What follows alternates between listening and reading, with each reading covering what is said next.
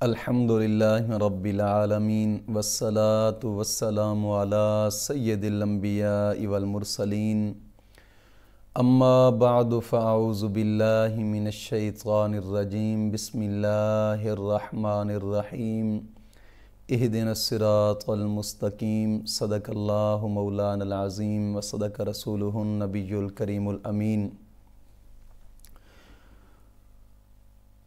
रूहानी पावरफुल वज़ाइफ में से आज एक अहम सबक दोस्तों की नज़र करना है, जो कि शादी और मोहब्बत के लिए एक ख़ास वजीफ़ा है, जो कि शाबानुल मुअज़्ज़म के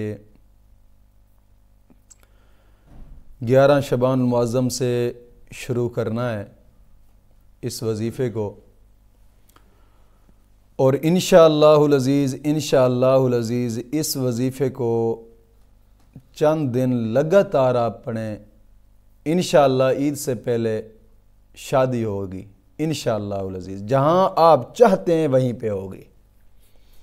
लेकिन एक बात ज़रूर याद रखिएगा कि हर वजीफ़े की कुछ शराइत होती हैं कि अगर बग़ैर शराइत के वो वजीफ़ा किया जाए तो फिर रजत पैदा हो जाती है, और जब रजत हो जाती है तो फिर लोग वज़ाइफ कर कर के थक जाते हैं, कहते हैं हमने वजीफ़ा किया है, फ़लाँ वजीफ़ा किया है, फ़लाँ वजीफ़ा किया है, कोई असर नहीं होता। यूट्यूब पे लोग वजीफ़ा सिर्फ़ अपना जनाब अली चैनल चलाने के लिए यूट्यूब पे वज़ाइफ छोड़ते हैं ताकि हमारा चैनल चलता रहे, सब फ़राड होता है। ये बिल्कुल आमकाना बात है। सबसे पहली बात यह है कि हमारा अल्हम्दुलिल्लाह हमारा जो चैनल चल रहा है ना, हमारा सबसे बड़ा प्रूफ ये है कि हमारा एड्रेस चैनल के ऊपर लिखा हुआ है, और फिर हर वजीफे की वीडियो के अंदर हमारा अल्हम्दुलिल्लाह फ़ोन नंबर जाता है और हम फ़ोन सुनते हैं जहां तक हो सके। पहले भी मैंने टाइम बताया था जनाब अली कॉल सुनने का, और अब भी मैं उसी टाइम पे ही कॉलें सुनता हूं अक्सर औकात कि जो टाइम मैंने दिया था, और जितनी भी कॉलें आती हैं उस टाइम पे मैं लाजमी सुनता हूँ। वो मेरी एक पहले वीडियो है जिसमें मैंने एक टाइम टेबल बनाया था। तो चूँकि कुछ मसरूफियत होती है, और अल्हम्दुलिल्लाह हम एक टाइम पासिंग या कोई यूट्यूब चैनल के ऊपर हम वीडियो चलाने के लिए सिर्फ नहीं ये काम कर रहे। अल्हम्दुलिल्लाह हमारे इस चैनल से और हमारे इस इदारा से लाखों लोग फ़ायदा उठा रहे हैं, लाखों, जिनकी अल्हम्दुलिल्लाह दुनिया के साथ साथ दीन भी, दुनिया के साथ साथ आखिरत भी बनी है। अल्हम्दुलिल्लाह ये रब का बड़ा करम है। तहफ़्फ़ुज़ इस्लाम चैनल से अल्हम्दुलिल्लाह बहुत ज़्यादा फ़ायदा हुआ है, लोगों को बहुत ज़्यादा फ़ायदा हुआ है। हाँ, जो लोग कहते हैं कि यार हम इस चैनल पे भी आए हैं लेकिन वज़ाइफ कर करके थक गए, हमारा कोई काम नहीं हुआ। असल बात ये होती है कि जब कोई भी वजीफ़ा हो, उस वजीफ़ा को करने के लिए चंद चीज़ों का देखना ज़रूरी होता है। सबसे पहले ये बात देखी जाए कि यार जो वजीफ़ा बता रहा है, क्या ये बंदा कामिल है, कामिल बंदा है। कामिल बंदे से मुराद ये होती है कि उसकी शक्ल सूरत देखी जाए कि क्या वो सुन्नत के मुताबिक है। दूसरी बात यह है कि क्या बताने वाला शख्स कोई इल्म रखता है, कुरान हदीस को समझता है। हाँ, अगर आप जाहिल लोगों के जनाब अली वज़ाइफ उठा कर और बग़ैर शराइत के करते जाएं, ज़ाहिरी बात है उसमें तो फिर रजत पैदा होती है, और जब रजत पैदा हो जाती है फिर वज़ाइफ कर आप थक जाएंगे, कोई काम नहीं होता, उसका उल्ट नुकसान होता है। यानी आप मोहब्बत के लिए किसी के लिए वजीफ़ा करना चाहते हैं, जिसके लिए आप वजीफ़ा कर रहे हैं उसको तो कुछ नहीं होगा, लेकिन उल्टा आप उसकी मोहब्बत में गिरफ्तार होते जाएंगे, आपकी मोहब्बत ज़्यादा बढ़ती जाएगी। या आप रिज़्क वसी के लिए आप वजीफ़ा करना चाहते हैं, उल्ट तंग होते जाएंगे। कोई भी मकसद के लिए आप वजीफ़ा करते हैं, जब रज्जत हो जाती है तो फिर उल्ट काम होता जा रहा होता है, उल्ट काम होता जा रहा होता है, उसमें कोई फ़ायदा नहीं होता। कई लोग ये कहते हैं कि मैंने कमेंट में भी देखा है, कई लोग कहते हैं कि हम वज़ाइफ कर कर थक गए, और फ़ोन पे भी बातें होती हैं, बाज़ औक़ात लोग बता रहे होते हैं कि हम वज़ाइफ कर कर थक गए, वज़ाइफ से तो हमारा काम नहीं हुआ। बाबा, वज़ाइफ से काम होता है, लेकिन शराइत के साथ किया जाए। और जो बात मैं बता रहा हूं, मेरी इस बात को भी गौर किया जाए, क्या इस वजीफा करने से पहले, हमारे वज़ाइफ करने से पहले, क्या पहले आपने किसी ऐसे आदमी के वजीफे किए हैं शुरुआत में कि जिसका कोई काम भी शरीयत के मुताबिक नहीं, जो सिर्फ जनाब अली वीडियो चलाने के लिए आ गए? मिसाल के तौर पर एक कुरैशी नाम है, वो सिर्फ वीडियो चलाने के लिए यूट्यूब की दुनिया में आए, हालांकि है कुछ नहीं उन लोगों के पास, हमारे वो लोग देखे हुए हैं, कुछ भी नहीं है। लेकिन बात यह है कि जब आप ऐसे लोगों के वज़ाइफ करेंगे, ऐसे लोगों के वज़ाइफ करेंगे, तो ज़ाहिर बात है फिर रज्जत पैदा होगी, और जब रज्जत हो जाएगी फिर वजीफे कर करके आप थक जाएंगे, कोई काम नहीं होगा। तो हर वजीफा करने के लिए उसकी कुछ शराइत होती हैं, शराइत का देखना जरूरी होता है, लाजमी याद रखिएगा। इसलिए बुजुर्ग उलमा फरमाते हैं कि पढ़ने से पहले उस्ताद को देखो, क्या उस्ताद शरीयत के मुताबिक है, क्या उस्ताद शरीयत के मुताबिक चलता है, क्या उसके पास दीन इस्लाम की दौलत है, क्या वो तकवा इख्तियार करने वाला है। अगर ये चीजें उसके अंदर हैं, हाँ उसको उस्ताद मानो और उससे पढ़ो, क्यों? उससे आपको फायदा होगा। अगर उसके पास ये चीजें नहीं है तो फिर समझ लो कि वो भी खाली और तुम भी खाली रहोगे हमेशा के लिए। तो वजीफा करने से पहले ये चीजें जरूर देखें, बेशक करें वज़ाइफ, और वज़ाइफ से मसाइल हल होते हैं। अल्हम्दुलिल्लाह हमारे तहफ़्फ़ुज़ इस्लाम चैनल से लाखों लोगों ने फ़ायदे उठाए हैं, लाखों के फ़ायदे हुए हैं, और कई मरतबा हमें कॉल आई है कि मुफ्ती साहब हमने वो फलां काम किया, आपकी इजाज़त के बगैर किया, हमारा काम हो गया। मैंने पूछा कि हमारी इजाज़त के बगैर कैसे? उसने कहा जो आपने शराइत बताई नहीं, हमने उन शराइत पर अमल किया है। मैंने कहा ये इजाज़त यही होती है और क्या होती है? शराइत पर मुकम्मल अमल कर ले, इजाज़त है। और मजीद इजाज़त लेना चाहते हैं, कमेंट के अंदर सुभान अल्लाह लिख दिया करें, इजाज़त है। दूसरी बात दोस्तों के जब रज्जत पैदा हो जाती है, रज्जत होती क्या है और क्यों पैदा होती है? रज्जत पैदा होती है कि आप वज़ाइफ करते हैं, बीच में छोड़ देते हैं, रज्जत पैदा हो गई, या नागा हो गया, रज्जत पैदा हो जाती है, या शराइत पर अमल नहीं किया, रज्जत पैदा हो जाती है, या बताने वाला कोई ऐसा आदमी है कि कामिल नहीं है, उसका वजीफा क्या, रज्जत पैदा हो गई। फिर ये रज्जत जब पैदा होती है, वज़ाइफ कर कर थक जाते हैं, काम नहीं होता। इसका हल मैंने एक वीडियो बनाई है कि रज्जत का आखिरी हल, उसका लिंक आपको डिस्क्रिप्शन के अंदर भी नजर आएगा। वो वीडियो देखें जो वज़ाइफ कर करके थक गए हैं, वो वीडियो देखें और उन शराइत पे ऊपर अमल करके इंशाअल्लाह वो वजीफा करें, इंशाअल्लाह उल अज़ीज़ रज्जत खत्म हो जाएगी। फिर उसके बाद आप ये वजीफा जो मैं बता रहा हूं, ये अगरचे शबान के 11 को शुरू करना है, लेकिन शबान के अंदर अंदर किसी दिन भी शुरू कर सकते हैं, लेकिन बेहतर यह है कि 11वें दिन।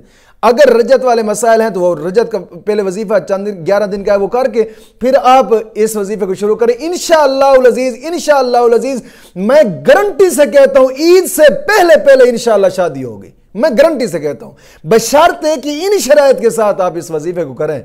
सबसे पहली शर्त यह है कि नमाज की पाबंदी करें। और नमाज याद रखिएगा दोस्तों कि एक ऐसा जनाब अली अजीम रुकन है इस्लाम के अंदर कि नमाज के बारे में आका करीम सल्लल्लाहु ताला अलैहि वसल्लम ने फरमाया कि नमाज मोमिन और काफिर के दरमियान फर्क है। आप खुद सोच लीजिएगा कि मोमिन और काफिर के दरमियान फर्क करने वाली एक चीज नमाज है। हालांकि बाज उलमाए कराम ने जनाब अली यहां तक भी हदीस मुबारक नकल की है, आप फरमाते हैं कि जो नमाज नहीं पढ़ता वो दायरा इस्लाम से खारिज हो जाता है। यहां तक भी हदीस मुबारक उलमाए कराम ने नकल फरमाई है। तो नमाज एक अहम रुकन है, इसलिए आका करीम सल्लल्लाहु अलैहि वसल्लम ने फरमाया कि नमाज मोमिन की मेराज है। और एक हदीस में फरमाया कि नमाज मेरी आंखों की ठंडक है। नमाज एक ऐसा अहम रुकन है कि ये किसी हाल में माफ नहीं है। अगर आप खड़े होकर नहीं पढ़ सकते, बैठ कर पढ़ें, बैठ कर नहीं पढ़ सकते, लेट कर पढ़ें, लेट कर नहीं पढ़ सकते, इशारे से पढ़ें, पढ़नी जरूर है। हाँ, सकरात जब इंसान को लग जाएगा तब फिर नमाज उस पर फर्ज नहीं होती। तो दोस्तों नमाज एक अहम रुकन है, नमाज की पाबंदी लाजमी है। और हर नमाज के बाद 11 मरतबा कलमा तय्यबा पढ़ें कि 11 मरतबा कलमा तय्यबा पढ़ने का फिर यह फायदा होता है कि इंसान को मरते वक्त भी कलमा तय्यबा नसीब होगा। और बिल फर्ज अगर इस पुरफितन दौर में रह रहे हैं, कोई जबान से कलमा कुफ्र निकल भी जाता है तो तजदीद ईमान हो जाती है जब नमाज के बाद इंसान कलमा तय्यबा पढ़ता है। और फिर 11 मरतबा दरूद पाक पढ़ें। आका करीम सल्लल्लाहु अलैहि वसल्लम का फरमान मुबारक है कि जो मुझ पर दरूद पढ़ना भूल गया वो जन्नत का रास्ता भूल जाएगा। तो हर नमाज के बाद 11 मरतबा कलमा तय्यबा और 11 मरतबा दरूद पाक अशद जरूरी है। विर्द करें इसका, इंशाअल्लाह अज़ीज़ बेड़े पार होंगे। दूसरी शर्त इस वजीफे की यह है कि अपने तमाम गुनाहों से तौबा करें और आइंदा गुनाह न करने का पुख्ता आज़म करें। दोस्तों, तौबा करने वाले को अल्लाह दोस्त रखता है, अल्लाह पसंद फरमाता है तौबा करने वालों को। जो इंसान तौबा करता है, आका करीम सल्लल्लाहु अलैहि वसल्लम का फरमान मुबारक है, हुजूर ने फरमाया कि जो शख्स तौबा करता है, तौबा करने के बाद वो ऐसे होता है गोया उसने गुनाह किया ही नहीं है। तौबा करने से इंसान का रिज्क वसी होता है, तौबा करने से दिल की मुरादें पूरी होती हैं, तौबा करने से दिल की आरजुएं पूरी होती हैं, तौबा करने से मुश्किलात हल होती हैं। अपने गुनाहों से तौबा करें और आइंदा गुनाह न करने का पुख्ता आज़म करें और कोशिश फरमाया करें कि जुमेरात के जुमेरात जो इज्तिमा होता है, इज्तिमाई दुआ के अंदर शमूलियत इख्तियार लाजमी किया करें। यह इसकी दूसरी शर्त थी कि अपने गुनाहों से तौबा करें और आइंदा गुनाह न करने का पुख्ता आज़म करें। तीसरी शर्त इस वजीफे की यह है कि रोजाना नमाज फजर के बाद कम अज कम 2 रकू कुरान पाक की तिलावत का लाजमी किया करें। आका करीम सल्लल्लाहु अलैहि वसल्लम का फरमान मुबारक है कि इंसान जब कुरान की तिलावत करता है तो हर हर्फ पर मौला करीम 10 नेकियां अता फरमाता है, 10 गुनाह माफ करता है, 10 दर्जात बुलंद करता है। और हदीस पाक में आता है कि जो शख्स कुरान करीम की तिलावत करता है, कुरान करीम की तिलावत करने के बाद जो भी दुआ मांगता है मौला करीम उसकी दुआ को कबूल फरमाता है। दोस्तों, कुरान पाक की तिलावत को लाजमी पकड़ें। हदीस पाक में आता है कि जो सुबह सुबह कुरान पाक की तिलावत करता है मौला करीम सारा दिन उसका अच्छा कर देता है। कुछ दोस्त अब आप कमेंट में करते हैं कि पूछते हैं कि अगर सुबह सुबह हम कुरान पाक की तिलावत ना कर सकें तो जो कुरान पाक की तिलावत अगर सुबह सुबह नहीं कर सकते तो दोपहर के वक्त करें, असर के बाद करें, ईशा के बाद करें, मगरिब के बाद करें, जोर के बाद करें, जिस वक्त भी टाइम लगता है 24 घंटे के अंदर अंदर कुरान पाक की तिलावत लाजमी करें, शर्त पूरी हो जाएगी इंशाअल्लाह अज़ीज़। और कुरान करीम एक ऐसी किताब है कि जो दुनिया तो दुनिया रहेगी, आखिरत के अंदर भी इंसान के काम आती है। कोशिश फरमाएं रोजाना की बिना पे कम अज कम 2 रकू कुरान पाक की तिलावत के लाजमी करें, लाजमी पढ़ा करें, इंशाअल्लाह अज़ीज़ फायदे और बहारें ही बहारें होंगी। यह इसकी तीसरी शर्त थी। और चौथी शर्त इस वजीफे की यह है कि इस वजीफा को शुरू करने से पहले याद रखिएगा यह सूरत मुहम्मद का वजीफा है और कुरान करीम की बड़ी एक अहम सूरत है, बड़ी प्यारी सूरत है, बड़ी प्यारी सूरत है। मैं जितनी तारीफ करता जाऊं उतनी कम है। मैंने बड़े बड़े बुजुर्गों को देखा है इस आयत करीमा का विर्द करते हुए, बड़े बड़े बुजुर्गों को देखा है। और इस सूरत का विर्द करने से पहले लाजमी थोड़ा सा सदका लाजमी करें। 7 करीबी यतीम मस्कीन है उन पर खर्च कर दें, बहन भाई हैं, पड़ोसी हैं उन पर खर्च कर दें, या 7 करीबी रब का घर मस्जिद बन रहा है उस पर खर्च कर दें। हदीस पाक में आता है मस्जिद के तामीराती काम में जिसने आधी ईंट भी खर्च कर दी मौला करीम उसका भी महल जन्नत में बना देता है। तो दोस्तों, गरीबों यतीमों पे खर्च कर दें, मस्जिद पे खर्च, या दीन की इशाअत के इदारे जिस तरह के मदारस होते हैं, जिस तरह अब हमारा मदरसा यहां दरसगाह ज़ेर तामीर है। और दरसगाह एक ऐसी चीज है कि जहां सुबह नमाज तहज्जुद पढ़कर मुसाफिर तलबा कुरान पढ़ना शुरू करते हैं और रात के 10 बजे उनको छुट्टी होती है, दिन के टाइम वक्फा भी होता है, तो कुरान पाक पढ़ते पढ़ते रहते हैं। हदीस पाक में आता है कि जिसने दीन की इशाअत के इदारे के अंदर खर्च किया है मौला करीम उसका खर्च सदका जारिया बना देता है। सदका जारिया से मुराद यह है, अब मुसाफिर तलबा यहां पढ़ रहे हैं, जितनी देर वो पढ़ते रहेंगे उतनी देर मुफ्त का उनके नामा अमाल में, मुआमिनीन के नामा अमाल में सदका सवाब जाता जाता रहता है। वो पढ़ने वाले तलबा जब पढ़कर आगे जाते हैं वो आगे जाके पढ़ेंगे, तुम्हारे लिए सदका है, तुम्हारे लिए सवाब है।